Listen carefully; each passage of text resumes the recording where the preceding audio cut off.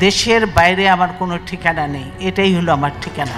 3 বারের সাবেক প্রধানমন্ত্রী ও বিএনপি চেয়ারপারসন বেগম খালেদা জিয়ার মৃত্যুতে যেন গোটা বিশ্বে নেমে এসেছিল শোকের ছায়া। রাজপথ থেকে ঘরবাড়ি, দেশে বিদেশে অসংখ্য মানুষের ঢল নেমেছিল শোক ও স্মরণে। সময়ের সঙ্গে সেই সমাগম থেমে যায়নি, বরং ছড়িয়ে পড়েছে প্রবাসের মাটিতেও। আর সেই স্মৃতিকে স্থায়ী করে রাখতে এবার নেওয়া হয়েছে যুক্তরাষ্ট্রে এক নতুন প্রতীকী পদক্ষেপ। খালেদা জিয়া আজও প্রবাসী বাংলাদেশিদের কাছেও আবেগ, শ্রদ্ধা ও ইতিহাসের নাম। এই আবেগেরই প্রতিফলন দেখা গেছে যুক্তরাষ্ট্রে।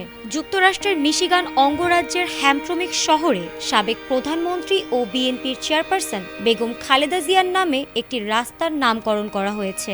স্থানীয় সিটি কাউন্সিলের অনুমোদনের মাধ্যমে আগে কার্পেন্টার স্ট্রিট নামে পরিচিত রাস্তাটির নতুন নামকরণ করা হয়েছে খালেদা জিয়া স্ট্রিট।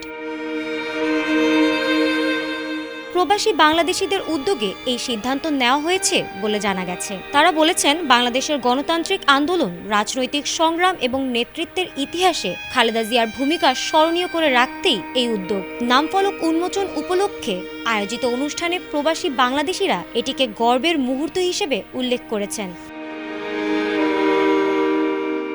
যুক্তরাষ্ট্রের মাটিতে বাংলাদেশের কোনো নেতার নামে রাস্তার নামকরণ এবারই প্রথম নয়। এর আগেও শহীদ প্রেসিডেন্ট জিয়াউর রহমানের নামে শিকাগো শহরে একটি সড়কের নামকরণ করা হয়েছিল। অনেকের মতে এটি শুধু একটি রাস্তার নামকরণ নয়, বরং বাংলাদেশের রাজনৈতিক ইতিহাস ও শহীদ জিয়াউর রহমানের পরিবারের প্রতি আন্তর্জাতিক স্বীকৃতির প্রতীক। দেশের ভেতরে রাজনৈতিক টানাপোড়েন থাকলেও দেশের বাইরে এমন সম্মান প্রবাসীদের মনে নতুন করে আশা ও আবেগের জন্ম দিয়েছে। আর এই পদক্ষেপ দুই দেশের মধ্যকার সামাজিক ও সাংস্কৃতিক সেতু বন্ধনকে আরও মজবুত করবে বলে মনে করছেন বিশ্লেষকরা। ফারহানা হক, এটিএন বাংলা।